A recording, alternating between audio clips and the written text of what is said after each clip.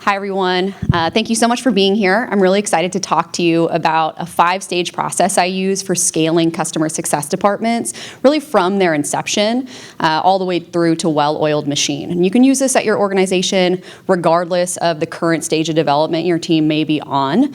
In addition to what needs to be done from a CS operations perspective, I also want to include implementation of a skill tracking and career development program for customer success managers. I think it's a really important people management piece to include in your customer success department to retain quality talent. For our agenda today, we're going to go through 6 items. So first, we're going to talk a little bit about who I am. How do I know anything about this? We're going to talk about the approach, and then we're going to break down all of those steps. After that, we're going to talk about the people piece. So that's that career development and skill tracking for our CSMs. And then we're going to go over the impact. Why does all of this matter? And then, of course, at the end, we'll leave some time for any questions that you might have. So first of all, who am I and how do I know anything about this? My name is Melissa McMillan. I am currently the Vice President of Customer Success at Screencastify, and I've spent the better part of the last 10 years building and scaling customer success teams for early stage B2B SaaS companies. So I've carved out a niche expertise in really building and scaling those early stage teams from their inception until we've got something really excellent going on. I always come in when the company has decided to prioritize customer success for the first time. So we're tasked with things like implementing the necessary software, building out all the processes and customer journeys, hiring the team, building the playbooks like we just heard about. And after doing this for several companies, I have some knowledge that I think I'll be able to share with you that will hopefully be of use. So as far as the approach goes, think about developing your customer success department in 5 stages.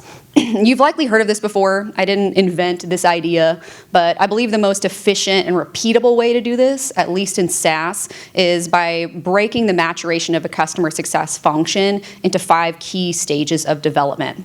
So regardless of what stage you're in today, I'm going to tell you how to get to the next level until you eventually reach the holy grail, stage 5, where best-in-class companies are achieving 120 plus net retention. So in the first stage, inception, companies are really prioritizing sales, hot new product features, things like this. There's not a true customer success function. So they may have a couple of people that they're calling customer success, but really it might look more like customer support, glorified support reps, things of that nature. And the company as a whole isn't facing something like a churn problem. They maybe are a new company who's just focused on getting dollars in the door.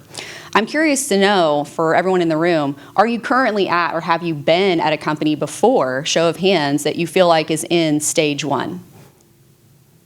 More than I expected. Okay, awesome. That's great. Let's talk a little about how we're going to get to stage 2.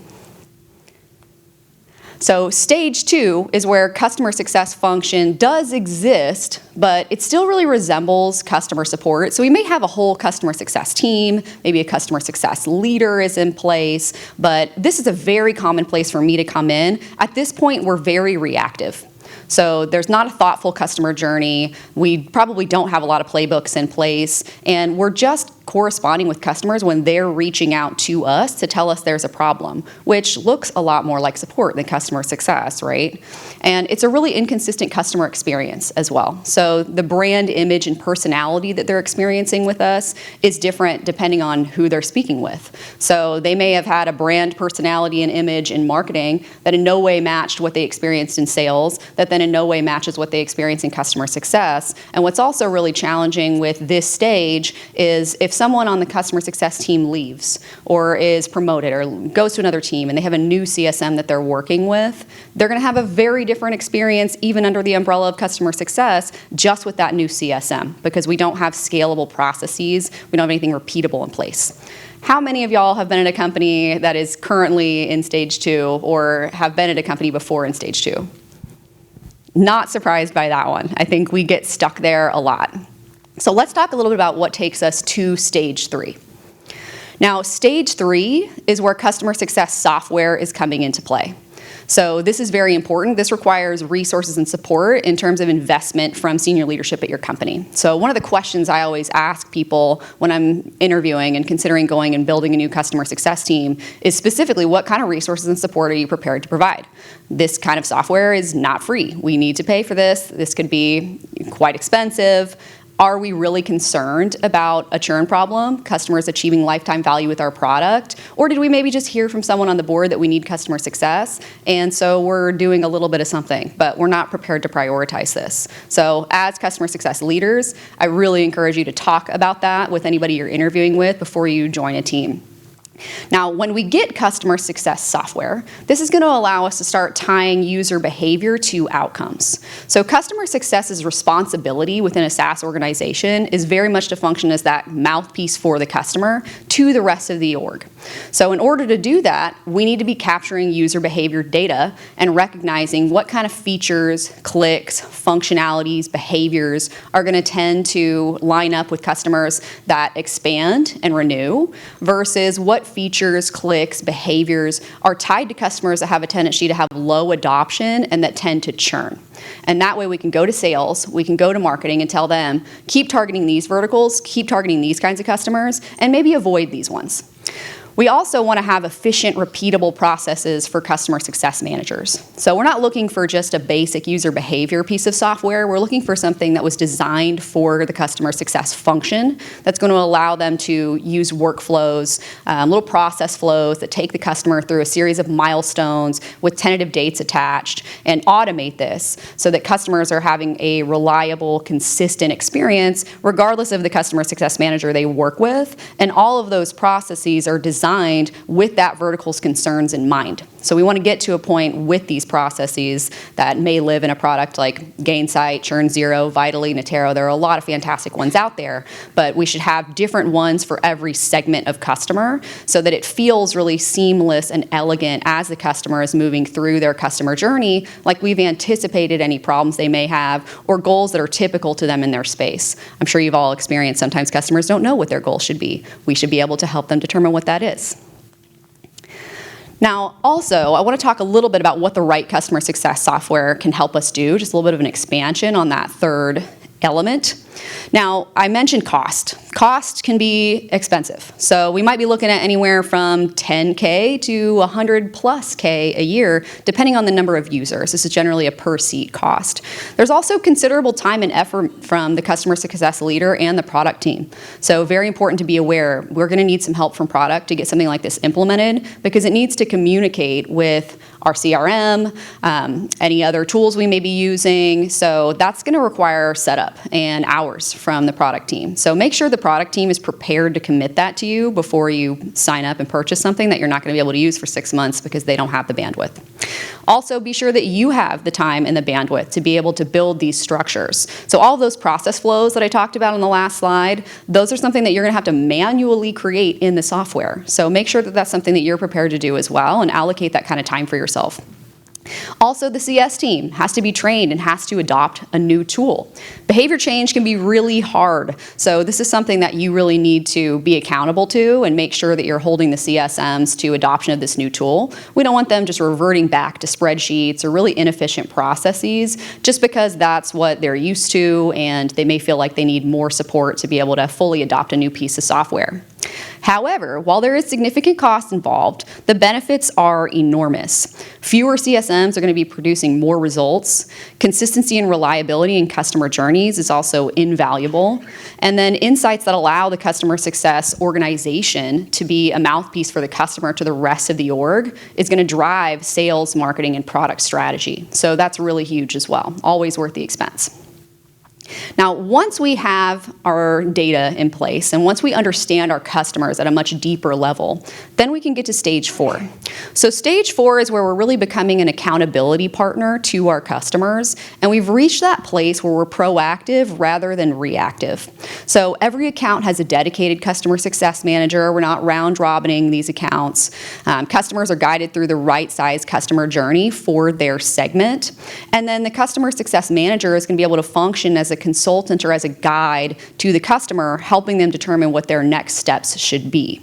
So this stage is very important to try to reach usually within the first 2 years that I'm at a company. I think it's achievable to do something like this within 24 months if you're in stage 1 or stage 2. And I'm curious to know how many of you have been at an org that's gotten this far or are currently. A good amount, that's great. Awesome. Now we're going to talk about stage 5, the 5th stage, the holy grail, if you will.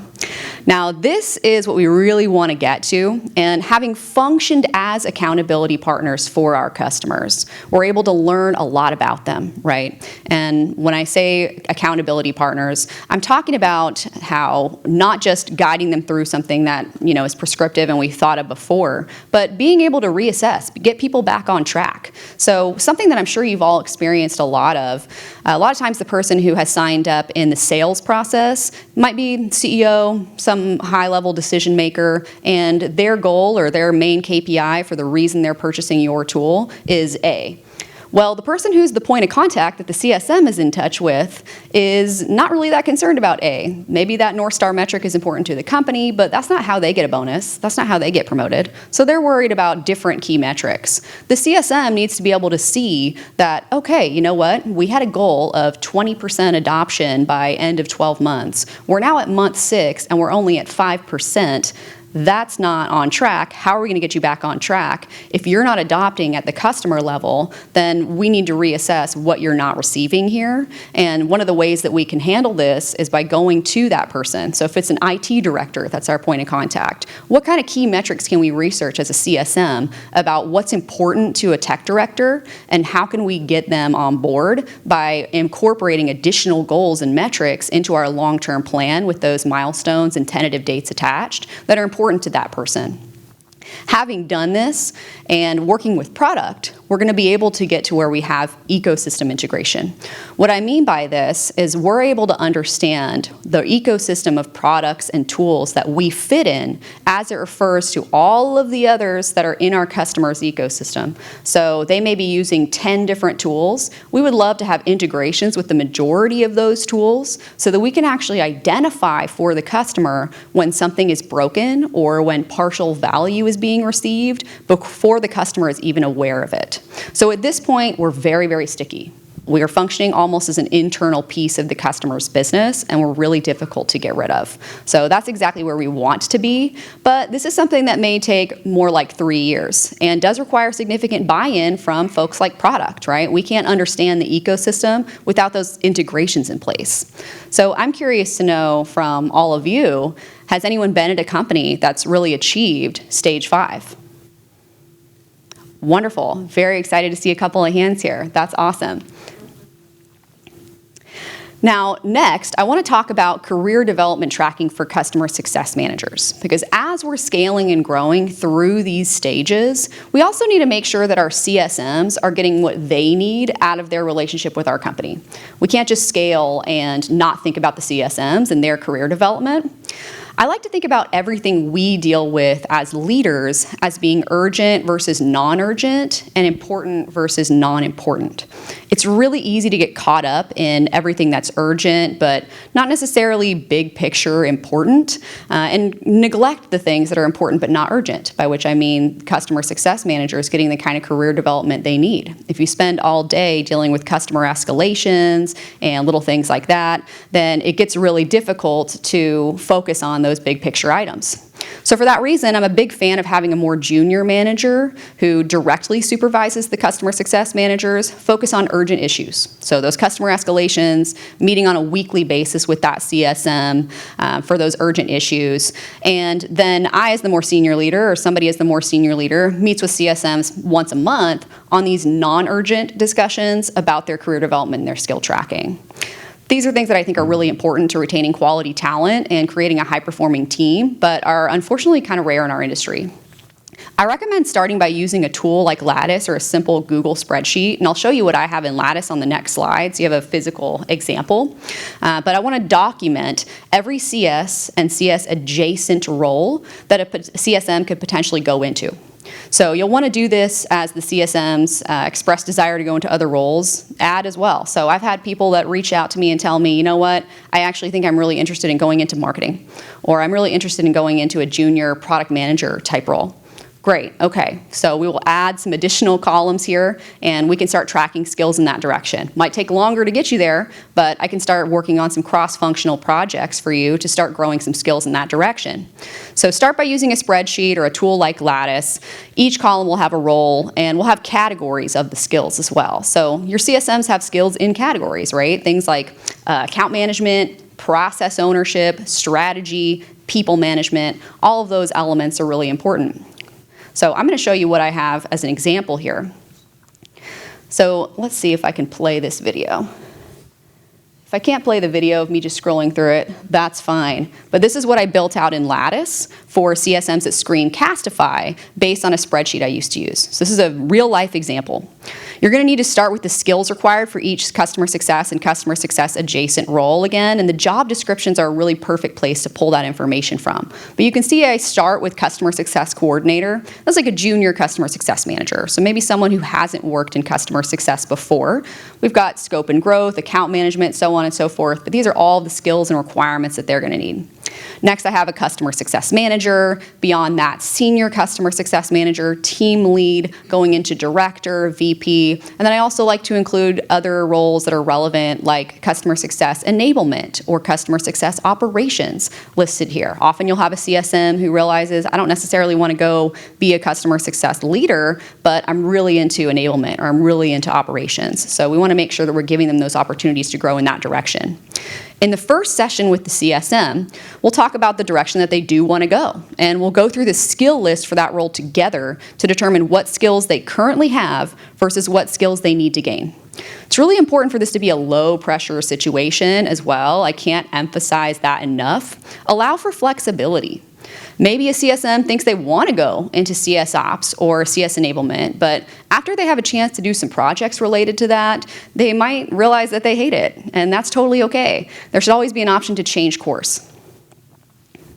As you and the customer success manager identify the skills they need to gain, you're going to use Lattice, your similar tool, your spreadsheet, a new tab in your spreadsheet, that's fine, to list out the skills they need to gain. So we've gone through the list of skills, we've identified the ones we don't have, we're going to take those and put them in a new area, and we're going to track against those. So next to those copy and pasted skills from the requirements we saw, we have two categories now we want to add: current status and needed to accomplish. So current status, where are we at on track to gain that skill, and what's needed to accomplish that skill.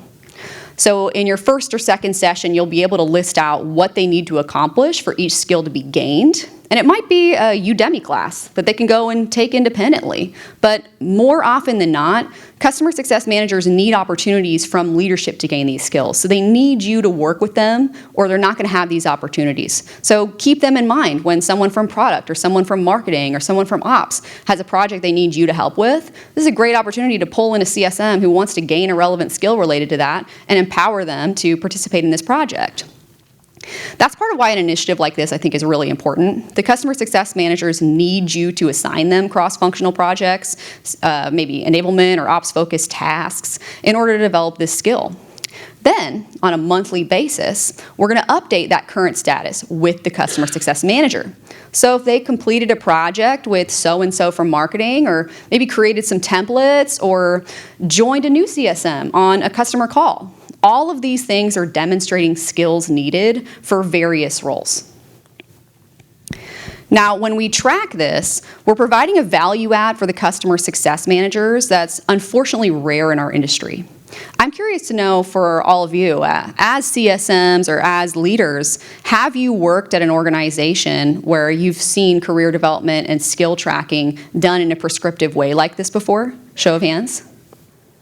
Awesome, so maybe 50% of the room. But that means 50% of the room has a lot of opportunity to grow when it comes to something like this. So maybe you all can help me change this. Our CSMs absolutely deserve it.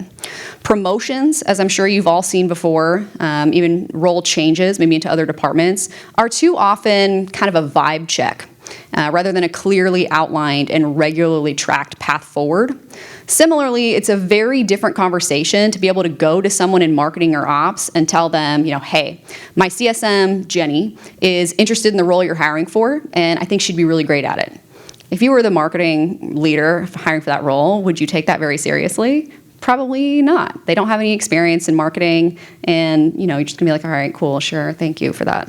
However, if for the last 6 months I've been working with Jenny on moving into a marketing or ops role, and per your JD, she has every skill you're looking for, plus she's already ramped up on the business, that's a very, very different conversation. They can even see all of the different tasks or assignments, projects, whatever they've worked on related to that, and then they can go talk to people about how that person performed. So they probably have people more junior on their team, let's just use marketing as an example again, that did some initiative with them. They can go to that person and ask, hey, you worked with Jenny on this project. How did she do? Did she really understand this? How much help did she need? So on and so forth.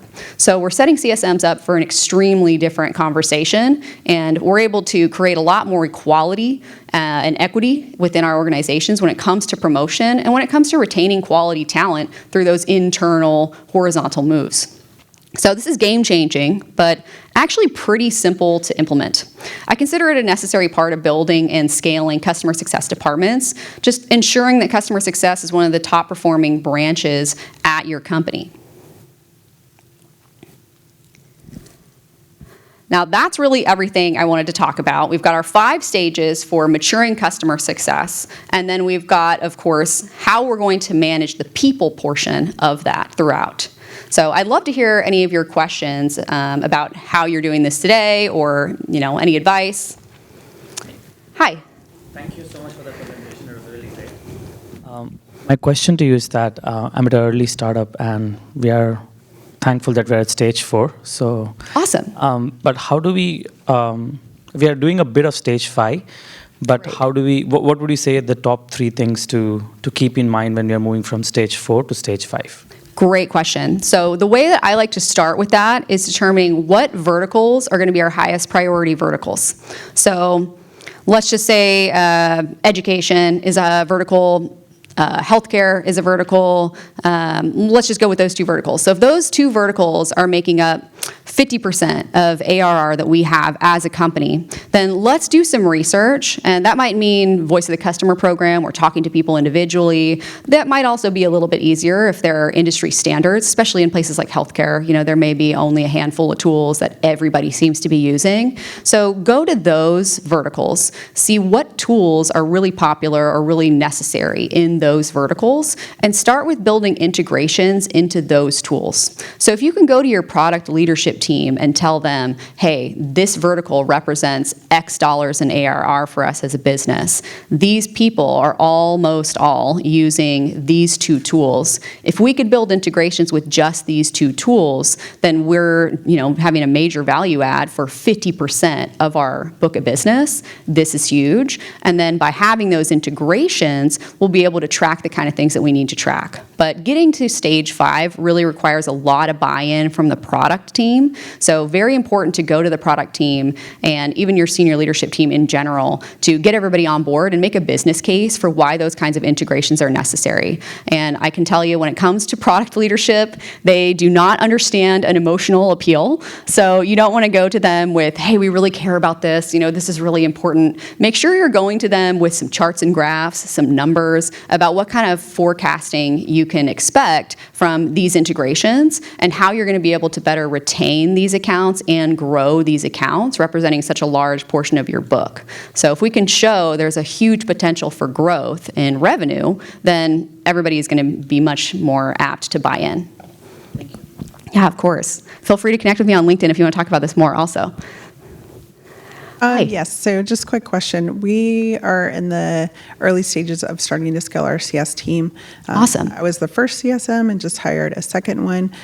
What's your insight as far as when is a good time to start to branch off and create like a customer support versus the customer success? That is a really good question. I think that you should start branching off into customer support as urgently as humanly possible. And what's really great about customer support is that these reps are not going to be a huge impact on your margins, right? Support folks are usually fairly junior, and so you're going to be able to hire a support person or two without a huge impact on your company's budget. So I would absolutely urge you to get at least 2 customer support reps involved. If you have 2 CSMs, 2 customer support reps would be appropriate, and start having a different realm for them to reach out to. So maybe it's support at company name that you're directing folks to.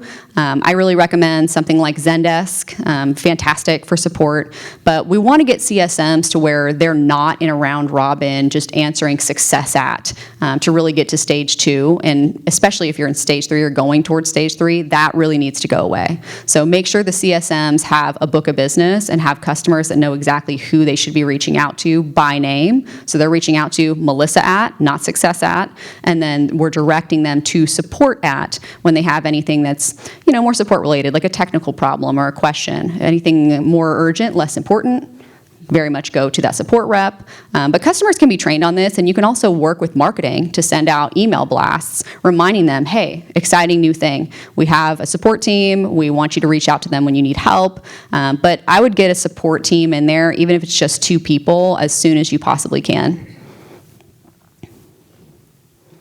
I have one. Ooh, that was weird. This is probably like a duh question for everybody, but I would love to know your experience, thoughts, and maybe just ways around of getting buy-in from leadership and how important that is when scaling or growing a CS function. Great question. That is extremely important. And similar to my point around communicating with product people, emotional appeals do not work. So you cannot come to them and tell them, hey, I'm a customer success manager at your company. I'm having a really bad time. I really need more resource and support. I'm doing all of these goofy bootlegged processes and spreadsheets, and everything is impossible to track. It's not scalable. That's true. You're absolutely valid in those feelings, but if we can't tie it to numbers, it's really hard for people in senior leadership and similar to people in product to understand. So I would recommend going to them with at least maybe a quote. So if you're a CSM, there's no harm in having a demo with some of these customer success tools. You can do it on your lunch break if they're particularly concerned about stuff like that, but you can usually do a 30-minute demo, get a quote for the number of users you would need, and if you're at a small company with only a couple of CSMs, you're not going to be looking at an enormous expense. So if you can go to them and just tell them, this is what I'm doing today that is really inefficient. This is how I'll be able to use this tool to replace these processes so that I can do more with less, so that as we continue to add more customers into our book of business, you don't need to necessarily hire more and more CSMs as we scale and we do that. Capacity modeling is also something I would recommend doing when it comes to this, and capacity modeling is really quite easy. Capacity modeling just means that we're going to see, what are the number of tasks or items that a customer success manager is performing in a given week, and how much time do each of those tasks take. So once we have everything categorized, we'll be able to see, okay, wow, this CSM, in order to complete all of the tasks that they need to complete in a week, actually needs to spend 50 hours or 60 hours working. That's not going to work. We also need to be able to plug in things like lunch, breaks to get up and move around, things like that. So they're not working straight 8 hours a day on exclusively those tasks. So take a look at the math when it comes to, I have this many tasks in a week, which require this many hours. Based on this, I need new headcount, or I need a piece of product or a software that can come in and reduce some of the time on these tasks.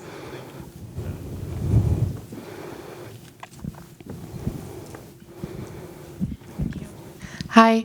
So I really loved everything that you had as far as, the customer success, job mapping and everything like that. Love that it was all typed up. That's a lot of things that I guess we naturally think about when we're mentoring our teams and everything, but writing it down and having everything extremely logic-based of these are the check boxes. So love that, and I will be doing that, so thank you. Awesome. What is something that you have to say about we have this recession pending in our face, right? And not everybody's going to be able to get the promotion and get the increase in pay or anything like that when it comes around, even though they've checked all the boxes. I know many years ago, whenever I was an individual contributor, I got into a spot where I check all the boxes, and 2 years have all of a sudden gone by, and yet promotion still isn't happening because it doesn't exist, or we don't have the money for it, or whatever it is. And then you have people that have resentment and burnout, and we're already in a atmosphere of people burning out constantly since COVID. So what are some things that you would say that can help you and help everybody, the leaders in the room, to really advocate for their teams to get those promotions and keep them motivated, even though there's a recession? That's a really good question. And I think there's no way getting around if we don't have the money to give people the promotions that they deserve. That sucks. So hopefully we're able to provide value in other ways and be able to give those well-deserved promotions as soon as we possibly can. I hope you're all at organizations that understand the value of your CSMs and want to give them promotions as soon as there is some budget for that.